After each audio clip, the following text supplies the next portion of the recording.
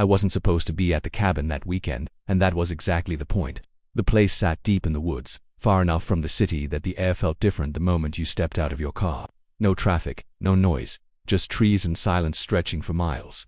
I bought it years ago for that reason alone: privacy, no neighbors breathing down your neck, no rules, no one telling you what you could or couldn't do on your own land. At least, that's how it used to be. A few months back, I started getting letters, official-looking envelopes with bold titles and legal-sounding language.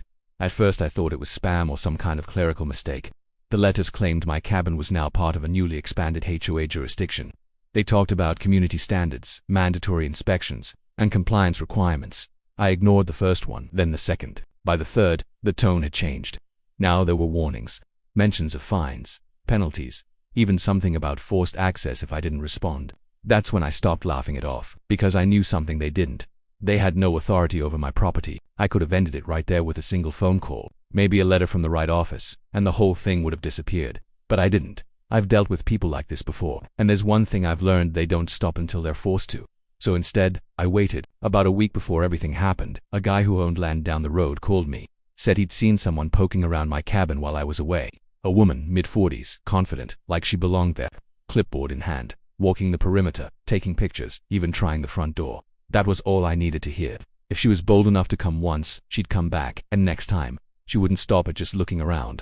So I made a plan. That weekend, instead of staying in the city, I drove out early in the morning. The sun was barely up, casting long shadows through the trees as I pulled up to the cabin. Everything looked exactly the same as always, quiet, undisturbed, but that didn't mean it was. Within an hour, everything was set. Unmarked vehicles were positioned out of sight along the access road, communication lines were established, and inside the cabin, well, it wasn't empty anymore, not even close. I stepped back, took one last look, and then left. Locked the door behind me, making sure everything looked normal from the outside. No signs of activity, no hint that anything had changed. Then I drove about a mile down the road and parked where I had a clear view without being seen, and I waited. It didn't take long. Late morning, a white SUV came rolling down the dirt road, kicking up a trail of dust behind it. It slowed as it approached the cabin, then came to a stop right out front, right on schedule. She stepped out like she owned the place. Sunglasses, clipboard, that same confident posture my neighbor had described. The kind of confidence that doesn't come from knowing you're right but from never being told you're wrong. She walked straight up to the front door and knocked once, then again, louder this time. No answer, of course not. She stepped back, pulled out her phone and made a call. Even from a distance I could tell she was annoyed, probably reporting that no one was home, like that somehow justified whatever she planned to do next. Then she walked back to her SUV. That's when things crossed the line. She opened the back and pulled out a pair of bolt cutters, full-sized, heavy-duty. No hesitation, no second thoughts. She walked right back up to my door, crouched down, and snapped the lock clean off. Just like that. The sound echoed through the trees, sharp and final. I just shook my head. Not surprised, just disappointed it had gone exactly the way I expected. She pushed the door open and stepped inside. For a moment, everything was quiet. 3 seconds, maybe 4. Then the entire cabin erupted. "Police, don't move." The response was instant and overwhelming. Officers moved in from multiple positions inside, voices controlled but loud, commands clear and unmistakable.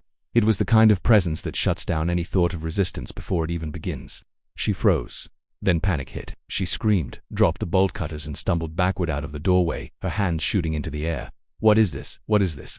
she shouted, her voice shaking. Within seconds, she was guided away from the entrance, her confidence completely gone, the clipboard gone, the authority gone. Now she just looked like someone who had made a very bad decision and was only just realizing the consequences. That's when I started walking up. By the time I reached the cabin, she was standing near the front steps, surrounded by officers. Her sunglasses were gone, her face pale, her breathing uneven. The moment she saw me, she pointed, desperate to regain some control of the situation. What is going on here?" she demanded. I glanced at the broken lock hanging from the door, then at the bolt cutters lying on the ground. Then I looked at her. "You broke into my property," I said calmly. Her expression snapped from panic to defensive in an instant. "No, I didn't break in," she shot back. "I was conducting an HOA inspection. I have the right to be here." "No," I replied evenly. "You don't." She blinked, thrown off by how quickly I shut that down. "Yes, I do," she insisted. "We've sent multiple notices. You ignored them. That gives us authority to inspect for violations." "To inspect," I repeated, "by cutting a lock." She hesitated, but only for a second. "The homeowner was non-compliant," she said, trying to sound confident again. One of the officers stepped forward, holding up the bolt cutters. "These yours?" She glanced at them, then back at him. "Yes, but—" "And the lock?" he asked, gesturing toward the door. "I had to remove it," she said quickly. "It was necessary." I let out a slow breath. "Necessary. I repeated. She crossed her arms, clinging to whatever authority she thought she still had. You clearly don't understand how ICOS work. I reached into my jacket and pulled out my badge. Everything changed. The officer straightened immediately. Her eyes dropped to the badge, and then widened. I understand exactly how they work, I said. Silence fell over the scene. You called this an inspection, I continued.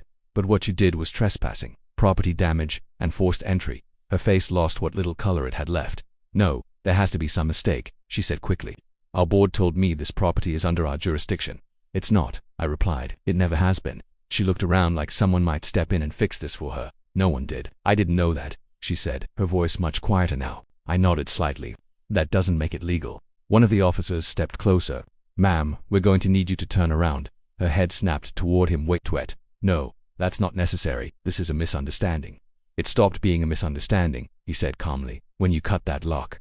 She looked back at me, desperate now. You can't be serious. I held her gaze. You made a choice. For a moment, she didn't move. Then reality finally caught up to her. Slowly, she turned around. The sound of handcuffs clicking into place echoed through the quiet woods. As she was led away, she kept shaking her head, muttering about lawsuits and how this wasn't over. Maybe it wasn't, but one thing was clear. She came out to my cabin expecting to enforce rules. Instead, she learned what happens when you try to enforce rules that don't exist.